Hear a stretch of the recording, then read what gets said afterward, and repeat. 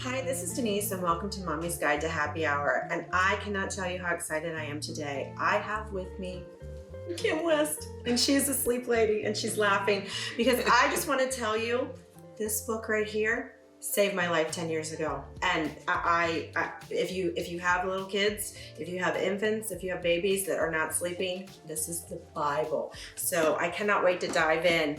But before we get started, we always have to do our hashtag Mommy's Drink of Choice. And today, Kim has requested Chardonnay. So cheers, Kim, and cheers. Welcome. Thank you. Oh, that's not my Prosecco, but it's still very good. We could switch. No, maybe in 30 minutes. But again, thank you so much from the bottom of my heart for coming to do this with me. Of course. I think that we're going to help a lot of moms today, a lot of dads. Since I've been doing this, people have been coming up to me with all kinds of questions. And I'm like, I'm not an expert. I just have moms on and we have a cocktail while we're drinking. So now I have an expert on that can help us with some stuff. And she's written 3 really great books. And like I said, the first one, this is a big book. So how long did it take you to write something like this?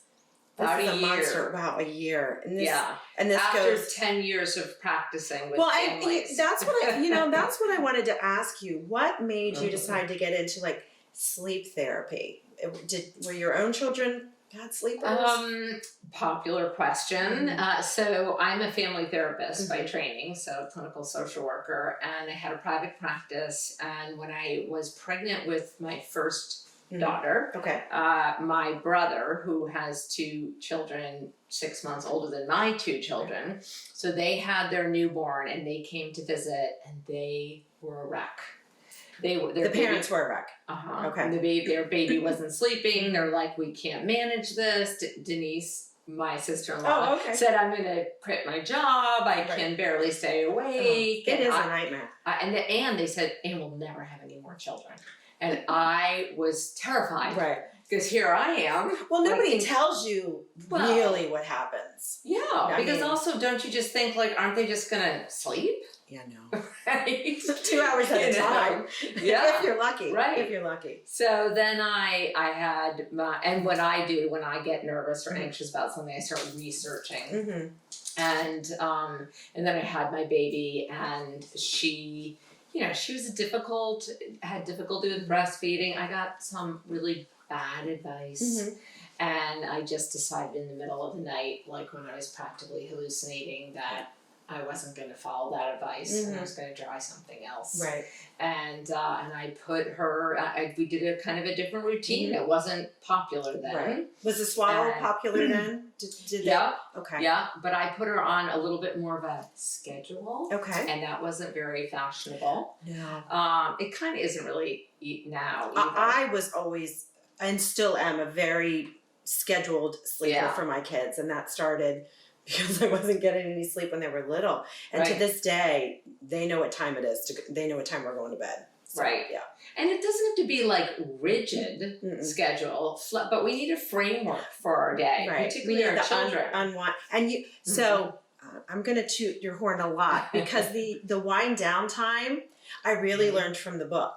And I took from, and bear with me because it has been 10 years, but it was something like bath, bottle, and bed, or something like you just help them, just train them to wind down so they know when you start on one, the next one's coming, and then the next one's coming, and you build that nightly routine. And to this day, if I say go take a shower, because now I can say go take a shower, and they'll look and they'll be like, it's not 7 o'clock yet. It's not time for a shower. They get smarter. They get smarter, but they know that ever since they were little, between the 7:30 time frame was when we would take a shower. Well, we also need routines because our body secretes that drowsy-making hormone melatonin based on 2 things: darkness and what they call in science social cues, or what we would call a bedtime routine. So even we as adults should sort of dim the lights, turn off our screens ideally, and as they say, piddle around. Right. Put away laundry or do something kind of more mindless as a way to then help yourself be able to go to sleep. And unwind, yeah. Yeah, so it's the same for our children Right. too. So, and I had a mommy on, about a month or so ago, and she has no nighttime routine. Her nighttime routine is she goes to bed and leaves them all up. And their ages, I think, are between 9 and 12, and she just goes to bed. And she's not worried? She's not worried because she said they follow right behind her. Once she's not around, and they tend to start going to sleep. But because we were kind of going back and forth where I'm like, no, we take a shower around this time, and they know it's bedtime around this time, and we start to unwind or read a book or you know. But that's our routine where she has her routine is no routine. I mean, if it's working for her, then she doesn't have a problem. Right. Maybe that doesn't work for everyone. Right. Or you wouldn't work for you and for me. Right. Yeah, I need a little more of a schedule. Yeah. And our children do too. They do. Because it also helps reduce anxiety. Right. Because they know what's going to happen next. I mean, think about it. They don't really know, especially when they're very little. Right. And this gives them that sense of like, I know what happens after a bath. We go into the room, They start to, and they start yawning. Yes. And I think that's cute. When they were little and I used to put them in the tub, they'd immediately start yawning because they knew bedtime is soon after. And I was like, thank God, bedtime is soon after. Counting down. Is there a time that's too early to start training? I think that you really shouldn't do strict sleep coaching, including nights and naps until 6 months and older. Okay. You can do some gentle shaping after 4.5 months for night sleep, and sort of like regulating the bedtime and naps, little things like that. But it's so much variability under 6 months, as you probably know. I think I was 5-6 months in when I started. Because you remember certain milestones when you're a mom, and it was around the February time frame, and I had them late July, so I was like, oh my God, I'm so tired. Yes. You're just and so I think tired. that we all expect we're not going to get some sleep for maybe 3-4 months. It's when it gets longer and longer, and then we start to say, wait a minute. Well, I read it on your page where you said that during the first year, new parents lose an average of 6 weeks of sleep. Isn't that amazing? That's crazy. Yeah. That's crazy. Well, what I didn't realize and what people don't tell you is that I don't think I'll ever sleep well again after having them. They might sleep through the night now, but I don't sleep as well. Like little things wake me up, or I'll hear them, or so I'm never. It's sort of that always like one eye open. It really is. It really is. And like I'll hear one get up and go to the bathroom, and they might not come in and get me anymore. But I'll hear them go to the bathroom, and so then I wake up. When they're teenagers and they come home later, then I know. I wish I could say that got better. And then when they're finally gone, then hormones disrupt our sleep. Oh, great. I'm already there. I had them later in life, so I'm already there. But no, I think no one prepares you for that. I think going into it, we feel like, well, it's maybe a year. Maybe we'll go a year without good, solid sleep. But I don't think people realize that, no, it's a lot longer. And it doesn't have to be. Well, get the book and the workbooks. So the workbooks are new. Yeah. So I like that you have one for kids with special needs. Yeah. Because I do have some moms with children that are autistic. Yeah. And I don't know the difference between their sleep patterns and regular sleep patterns. I know when my one girlfriend's son was very young, because our kids are about the same age, they were supposed to shake him, or they put him in a blanket and they moved him. Did some swinging. They would do that to help him kind of relax and go to sleep. And they have the neurotypical children have, there's a 30% of them have a behavioral sleep problem, right? So wow, that's a lot. That's a lot. Right? Maybe 25, but I mostly hear 30% of all kids under the age of 6 have a behavioral sleep problem. And then children with special needs have even greater sleep problems. And so I co-wrote that with one of my gentle sleep coaches who is a board certified behavioral analyst, and that's the area that she works in, and I trained her to address sleep because it's such a big problem. And now is this broad, or what are you, for special needs, when you say special needs, what are some of the children, like for moms that are watching this, who might want to pick this up? Autism, pervasive developmental disorder, any of actually developmental delays, dyspraxia, anything that they're seeing disrupted sleep, and so even like ADD or ADHD. Sorry, I forgot to mention that. Right. Well, because we don't think of that as like a special needs child, but that's a hyperactive, hard to sit still child. Yes. And I know a lot of moms that are facing that. As our kids are going into 8, 9, 10, that's when, if they haven't already been diagnosed, we're really starting to see the diagnosis, and some are on medication, some aren't. There's just like a little interesting piece of information. Johns Hopkins did a study on, I believe it was 100 children diagnosed with, well, some people say ADD and ADHD are the same. Wow. It's just different. I don't know the difference between the two. Kind of depends on your belief, I guess. But I think it was 25% of those kids. It turned out that what they really had was obstructive sleep apnea. And that when they were, when usually their tonsils and adenoids removed, they no longer had ADD and ADHD. So I think that if you are a parent and, you know, and your child has been told that you've been told that your child has it, that I would make sure your child isn't mouth breathing, snoring, sweating during sleep, very restless, you know, like the pillows and blankets end up on the ground. I would absolutely go get that checked out. That's a good tip, because well, my son, he's not a very good sleeper. He's gotten better, but he does sweat when he sleeps. He does sweat a lot, but he's also likes the covers over his head. So I don't know if it's that or, but yeah, those are definitely some good tips. So I do have a lot of moms that, you know, because one of the things we talk about when we all get together is the fact, oh God, you know, so-and-so didn't sleep, or they get up at the crack of dawn. And so I'll say this, I'm a bad mom right now, because my oldest son, he gets up at 6 in the morning. Well, I don't want to get up at 6 o'clock in the morning. So he stays in his room until 8 o'clock on the weekends, and he watches his tablet or plays a video game or does something that occupies his time. Because since he was little, can't get him to sleep past 6 o'clock. If it's 6:30, it's a miracle. Where my second child, she usually sleeps on the weekends until about 7:30, 8 o'clock. I just have...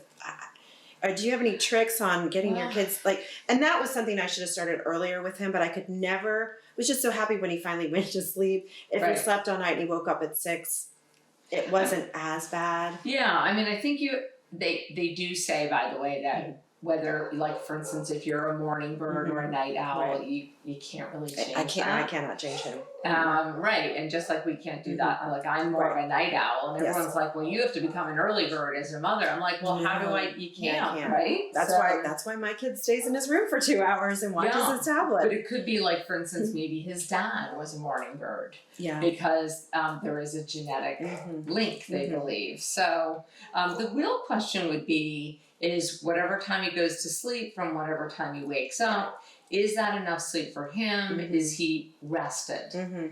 And because if it is, then he's probably just a morning bird. I think he's just a morning bird, because even if he went to bed at 7, so it would be 7:30, and then it was 8, then it was 8:30, now it's 9. He doesn't sleep any later. He still wakes up at 6 o'clock in the morning.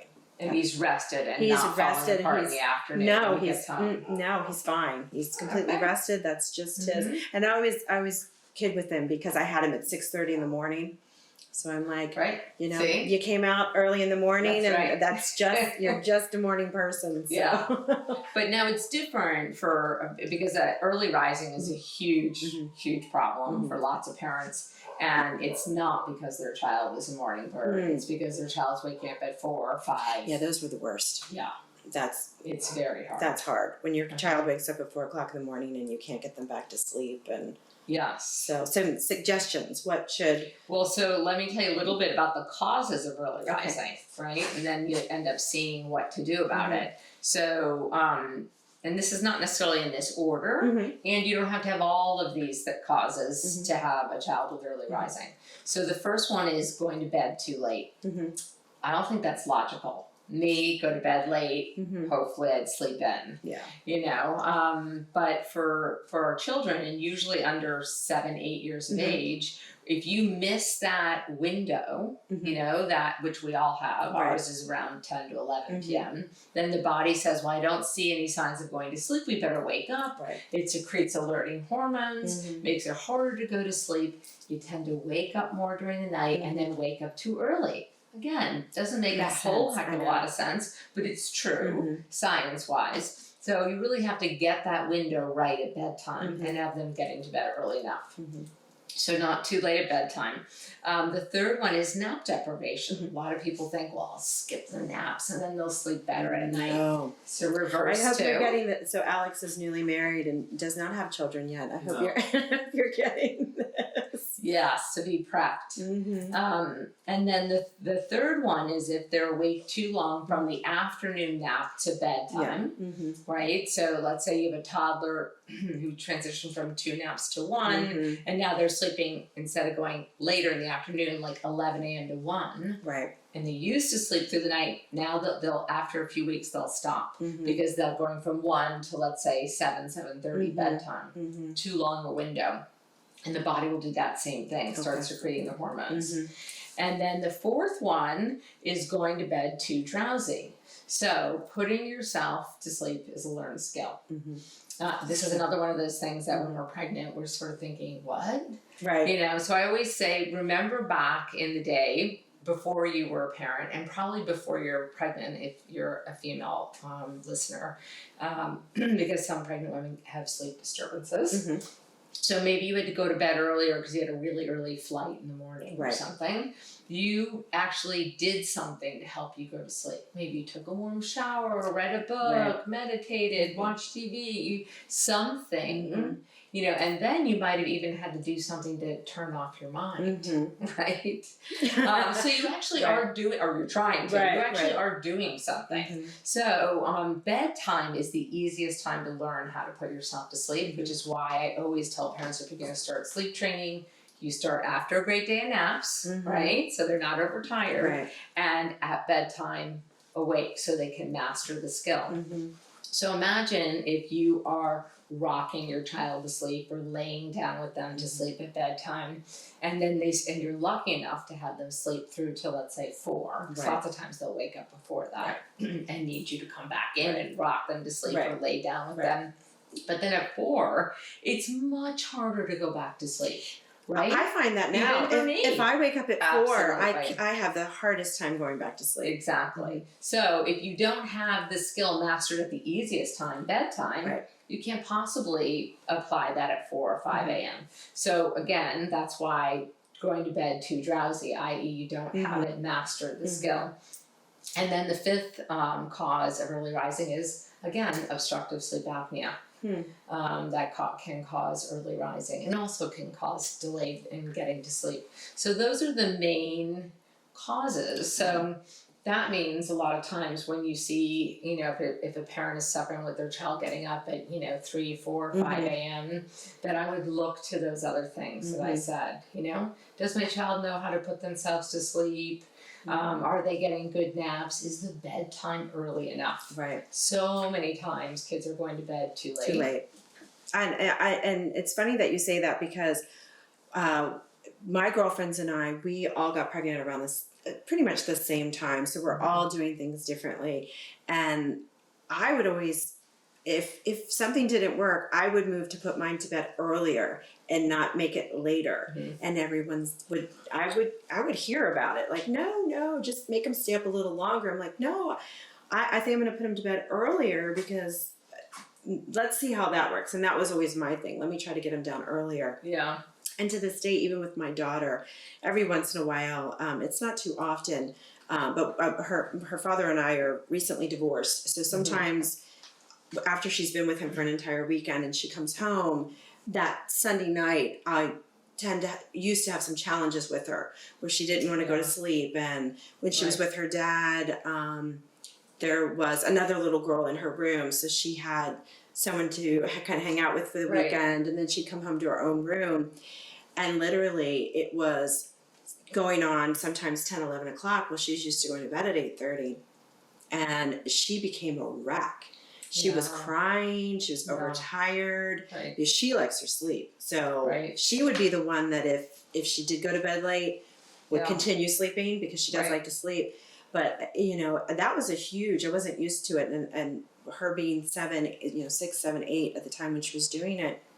And it was just, I knew the longer it was going on into the evening, the worse my night was going to be with her. Because she wouldn't go to sleep. And she just was so overtired. Right. I know. And I mean, it's like trying to go to sleep after, 4 cappuccinos, in terms of the alerting hormones that are being secreted in your body. Right. And I do tell parents, which you're starting to see now with your kids, that after about 7 or 8 years old, then you can get to that point where like, oh, Friday night, we stayed later at a barbecue and they'll sleep in a little more. But before that, it doesn't work. It doesn't work. They'll get up earlier the later they you go to bed. Which makes no sense. No. And people that don't have kids are always like, oh, well, they'll just sleep longer tomorrow. I'm like, no, they'll get up even earlier and they're going to be a nightmare. Right. They're going to be a nightmare. It's, I tell parents that I work with when their families kind of make fun of them, like, what do you mean you're leaving the dinner already? What do you mean? Oh, that was me. Like, just blame it on me, for now, and just say that this has really been stressful for our family and we have to make sleep a priority. Unless they would like to come over and get up at 4 a.m. with the kids. Exactly. I remember we did a dinner once at 4:30 and some of the it was family members, they were in town and they didn't have any children. They weren't married. I don't want to name names. I don't want to just be broad here. Right. And we ate at 4:30 and I never heard the end of it. Like, why are we here at 4:30? Who eats at 4:30? And I'm like, he eats, and then we have to get him home and give him a bath and put him to bed at 7:30. We don't have. We can't eat at 9 or 10 o'clock at night anymore. Right. Give us some slack. Either that, or you get a babysitter. Right. And your child stays home. Or I would like when at holidays at my mom's, I would put the girls to bed in whatever the packing place at my mom's house. Bring the pajamas. I used to do that and get them all settled in. But I was always one that if I knew it was going to be a late night, it was just easier to get a sitter. It was just easier for me to keep them on their schedule. Which is another reason why we have to teach our kids how to put themselves to sleep, because otherwise you can't get a sitter. This is true. Because no one's going to sit there with your child the way you sit there with your child. Or, nurse them to sleep or hold them to sleep, or it won't work for the child either. Well, I had and we were talking about this before we started, I had a challenge. My second child was a good sleeper, but my challenge with her started when we moved from her crib to her toddler bed. Because then she could get out if she wanted to. Yeah. And so we had a tough time. How old was she? She was 4, I think. 3 or 4. So usually the age I recommend is 3 is the earliest. Some people do a little earlier, but it becomes much more challenging because 3, they have some level of impulse control and some of the cognitive abilities to understand stay in your bed all night long. So a couple of things. One is sometimes parents who are, let's say, holding or putting their child down too drowsy into their crib, and then they wake up and they feel like they haven't successfully sleep trained, and they're convinced that the crib is causing the problem. Right. And then they'll put them into a toddler bed, which of course, to your point, that now they can just get out and do whatever the heck they want. See, I wanted to put the crib back together because she slept better in the crib. Yeah, let's put her back. I mean, it is true that some children like the containment, of a crib, and so sometimes putting the toddler bed into a corner, putting railings, making it cozy and contained feels better for them. So the first point, I guess, is, did the child know? And in your case, your daughter, did she know how to put herself to sleep independently when she was in the crib? She did. We never had any problems with her sleeping. And she would go down totally awake. Totally awake. And we you'd never just be like, night, I love you. We would be night, like not with my son. I'd have to read. I'd have to stay in there till it was just like crazy. With her from the get go, she would just go to sleep and stay asleep. So, so when she turned 3 or 4, whenever it was, to then all of a sudden have her not want to stay in her room, and get up and down all night. I'm like, no, like you were my easy child. So sometimes what happens, particularly when you have another child to attend to and you're afraid one's going to wake the other, then we start to regress really quickly. Like, fine, I'll lay down with you for a few minutes. And then 6 months go by and you're laying down with them and sometimes falling asleep and not waking up till midnight.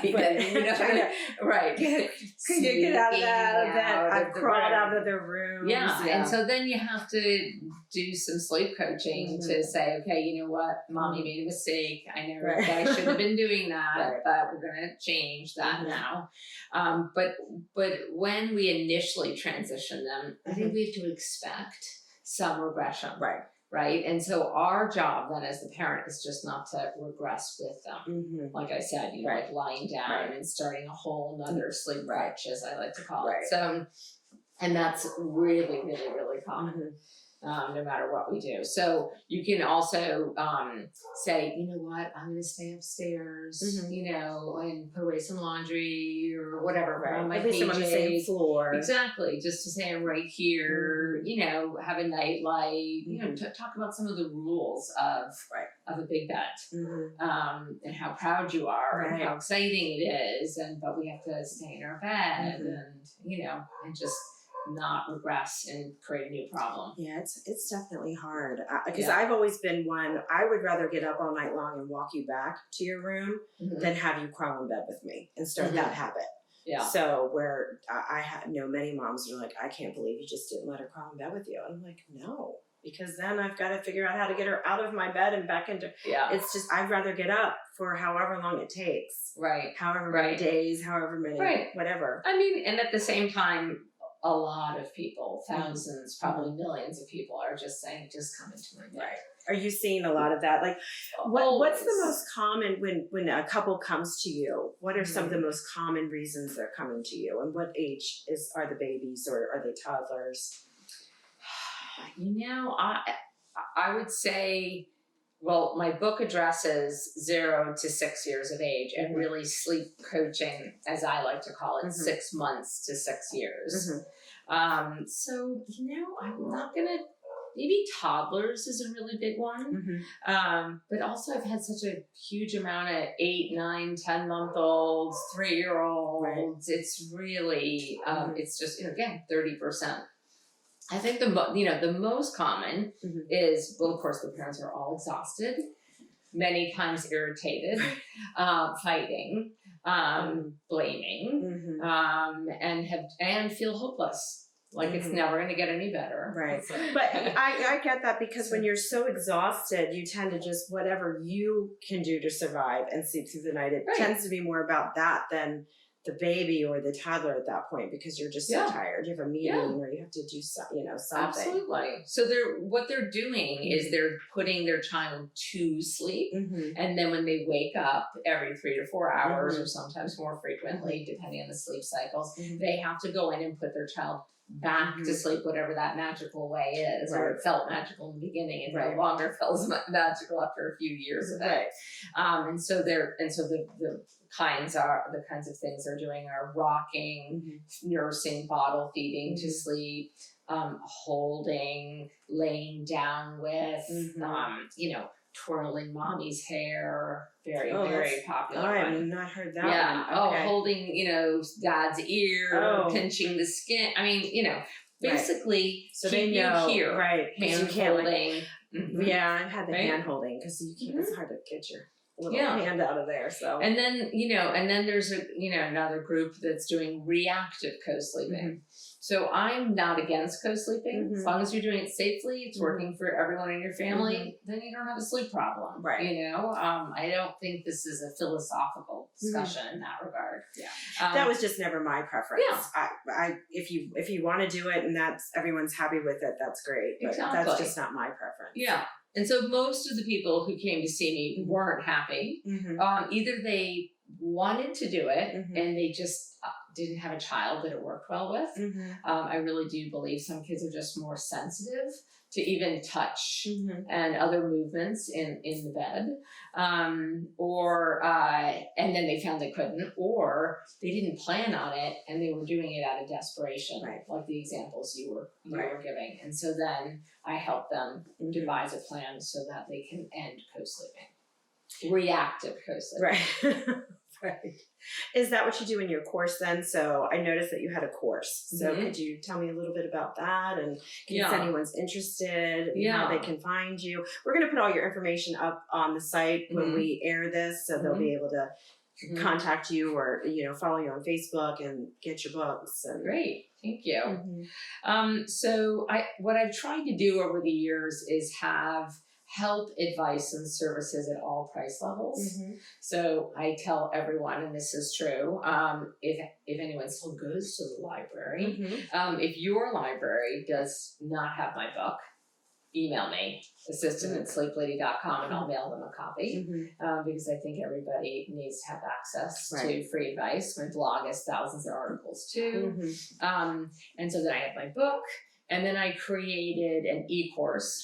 So it's basically for the do-it-yourself. Like I can't hire a sleep coach, or I want to try to do it on my own. I need a little bit more than the book, and something in between. So I did a series of videos about all the topics. And you also get my workbook digitally, and then I have a private Facebook group for them. Facebook group, where one of my gentle sleep coaches answers their questions, and if they get stuck, to kind of help them through. And that's just $29 for access to it for 2 months. And then I have a directory of over 100 coaches, gentle sleep coaches all over the world, who I've trained and mentor. That's great. That's really great. And using my sort of method and the way I've worked with families. And so, families can hire one of them. Oh, wow. Now, in the beginning, would families hire you to come out and help them? Do you remember that show? What was that show? The Super Nanny or something. Nanny 911. Something where they were. It was like nights of her just taking the kid from their parents' room and taking them back. Or I've certainly been asked and offered lots of money and gifts and things. I'd be willing to do it. I bet anything to get. I have the some parents favorites. Just want to sleep, I have some favorites offers where I was like, Any Hollywood stars? I have worked with some Hollywood stars, but they didn't actually ask me to come into their home. But I always said no, and mainly I said no because I want to empower the parent. Right? Because life happens, right? So I'm going to help you get your child to sleep through the night. And what if I did it? And then in 6 months they get an ear infection and you don't know how to handle the night wakings and so I'd much rather empower you to also really get to know your child and how to read them and how to respond to any sleep challenges that come up. Well, it's true. I mean, no, it would be nice to have you, but it's a crutch. And if you're doing it and they're not really learning, because they're sleeping, they're going to want to sleep really fast, and they're not really learning or understanding how to do it and really taking the cues, then as soon Yeah. as you leave, Right. you know. I mean, I think, I know that some of my coaches do it. I've just never done it in my practice. Mhm. But I think that if I were to do it, not I Mhm. think, if I were to do it, Mhm. I would have the parent involved. Mhm. And I'd be actively right there with them, or, in the hallway texting directives or something, Mhm. as a way, because I really want to help the parent.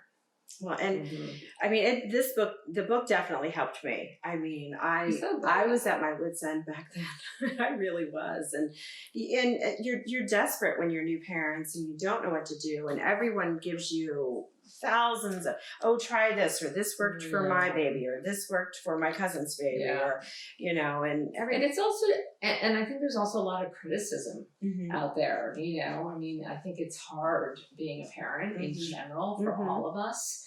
And it can be even harder now with social media and people, and there's very much a feeling or move of pick a camp. Like, are you, a co-sleeper, not a co-sleeper, breastfeeding, bottle, all of these where you end up feeling I make all my own food, and I went to Gerber's and just popped that bottle up, you know what I mean?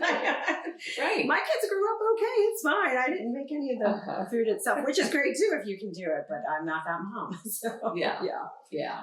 So I just think we all have to be kinder and gentler, not only to ourselves but to each other, because parenting is hard. It is hard, and I like what you said too about when you have multiple kids, because I did find myself, you do tend to fall back into old patterns when you don't want to wake the little one up, or whichever the bad sleeper is, whichever child is the bad sleeper, and then the other kid starts, and you're like, whatever you can do just to keep everybody quiet, just so everyone will go to sleep. And that's very common. I hear that all the time. Like, for instance, you just finally got your 2.5-year-old to sleep through the night.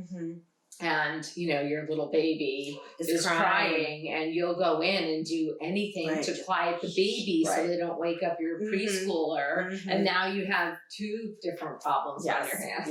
Yes, because there's nothing worse than a cranky 2 or 3-year-old. They're the worst. And then if you have like multiple children who aren't sleeping, then everybody's cranky. Well, and I had a question about twins. Like, do you get a lot of because I've always wondered about that. Always thought I wanted twins until I had one child, and then I realized I do not want to do this two at a pregnancy and 2 babies is a pretty good deal. That's a good deal, but then trying to get, I felt like they won't all go to sleep at the same time, or they're not all. So what are some advice? Because if you have twins and you have 2 bad sleepers, or a good sleeper and a bad sleeper. Yeah. So I've worked with parents of twins, triplets, and quadruplets. Oh my God. There's some funny stories. Oh my God. I know, they were the quads were really hilarious. So fraternal twins can have different sleep needs. Not within a huge variability, right? But for instance, I've often seen fraternal twins where one will transition to one nap before the other. Right? Or like one will walk before the other. And so sometimes that's challenging. But in general, I usually have the parents sleep coach the twins together at night in the same room. Sometimes if I have one twin who really is sleeping well and it's just the other one and it's kind of not fair, I will temporarily move the good sleeper out, right? Because they're probably more adaptable. And just temporarily, like, in pack and play in another room and sleep coach this other twin. But most of the time I don't do that. I do it together. And then separate them for naps if I need to. It's twins are amazing. They really can learn to sleep through each other. Crying. They weren't.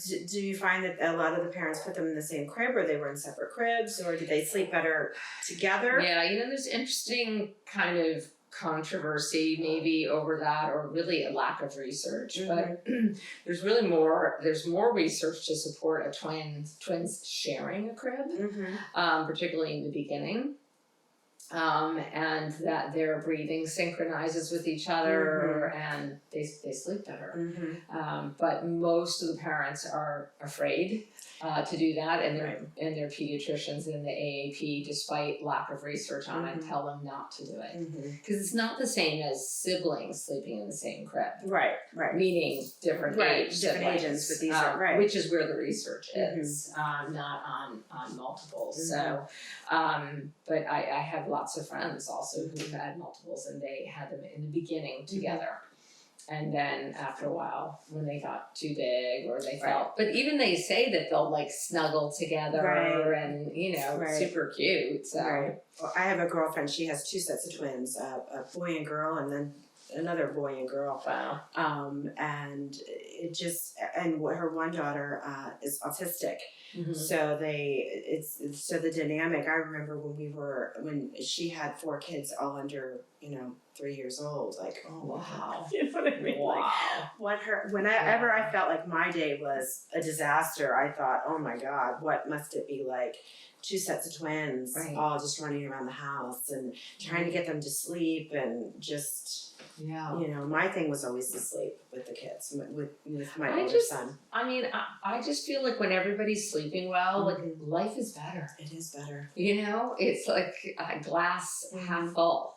I can't wait till they're teenagers and just sleep till noon. And I'm going in saying, get up, it's time to get up. I'm looking forward to that day. And but I still do, did you refer to it as the dramatic wake up? So I still do that when I get up. I still do it with them when I get up in the morning. When I go in, I'm like, good morning, rise and shine. And I open the blinds and I let the sun in and, try to make it a more of a production. Not shocking. Nice. Nice. Well, it's not like I don't go in with my bugle and exactly. Time to wake up. But I still do that dramatic, wake up and it's time. And I'm telling you that there is some great stuff in here. If you are on the fence on your last nerve with not knowing what to do, there's some really, really great tips in there. And I like that it didn't just stop at the infant phase, because as they get older,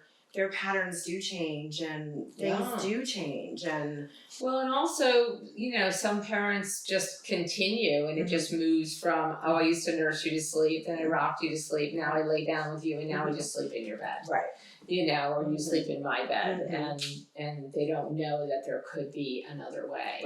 And particularly with older kids, meaning in a bed, so 3 to 6 as an example, some people 2.5, it's hard, because what are you going to do? Lock your child in their room? I had a parent, this was an older parent, so this was a long time ago, but she said she literally turned the things around and would lock her daughter in. And she said she'd sit there and listen to her cry, and I'm like, what if she had to go to the bathroom? Like then that's what's hard. Once so you finally get them down, and then you take the diapers off, and you don't want them to have an accident, or they might have to get up and go to the bathroom. Hopefully they don't, but everything just starts changing.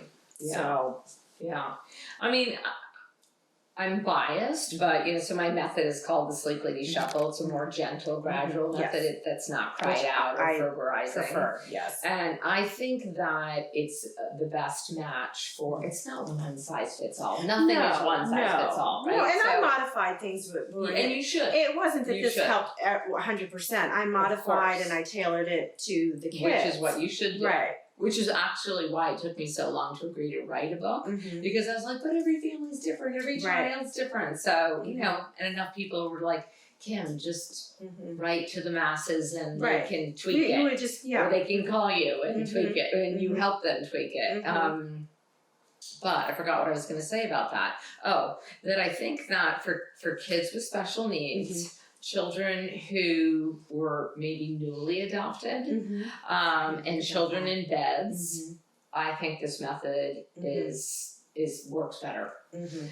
Because you could literally return a child to their bed, 60, 90 times a day. I've done it. And then you start to lose your own patience Right. as a parent, That's the you know, problem. and that's when you start, you know, yelling and suddenly I'm going to hold the door, I'm going to lock you in, and, you know, and there are some kids who are more destructive when left alone, you know, pull down curtains, pull down furniture. I mean, I've heard all of those things, and that's why I think a gentler method where you're staying with them as they learn and slowly moving out tends to be a little bit more successful.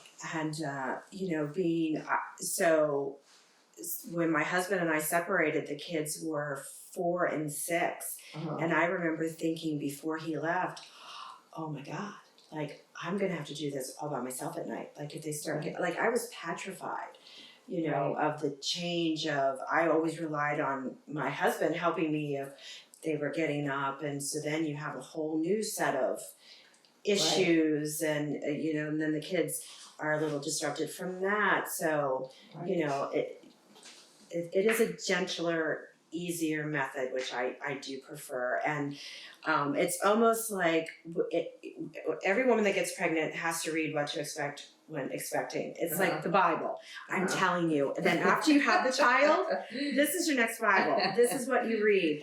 Because it takes you all the way through. And there's so many great, I'm amazed at how much I can remember from what I read. Yes, I'm impressed. But it is such a great book. And I thank you so much for coming on. It's I my do honor. appreciate it. I have one last question, which is what I ask, and we didn't even talk about you being as a mother. We'll have to have you on again. But I always ask at the end, you know, what makes you happy? In general, in life, what makes you happy? I know this sounds corny. Everyone says that before they answer the question. But you know, I even did have you ever taken any of those tests about your values, what your core values are? No. Oh, and mine top two are integrity and family happiness. Okay. So I'm going to say family happiness. Family happiness. Yeah. So when you say family happiness, is it when you're all together or when all your family is happy and doing well? Both. Because I love that saying, you can only be as happy as your least happy child. Yeah, that's true. Which is so true. Because even though my kids are older and on their own, doing their own things, like, you still worry about whatever. You never stop. Yeah. No. You're always thinking. It's always like on the back, you know? So if they're happy, whether they're with me or not, that makes me happy. And then, of course, if we're all together, then I'm even happier. Well, good. Well, Kim, thank you so much. So thank you. Cheers. And I hope you come back. And I would love to. And I hope everyone got something out of this. I know I did. I was just so excited. And like I said, we're going to put everything up on the website so you'll be able to have access to all of our information. And cheers. And sleep well. Yes, sleep well. Sleep tight.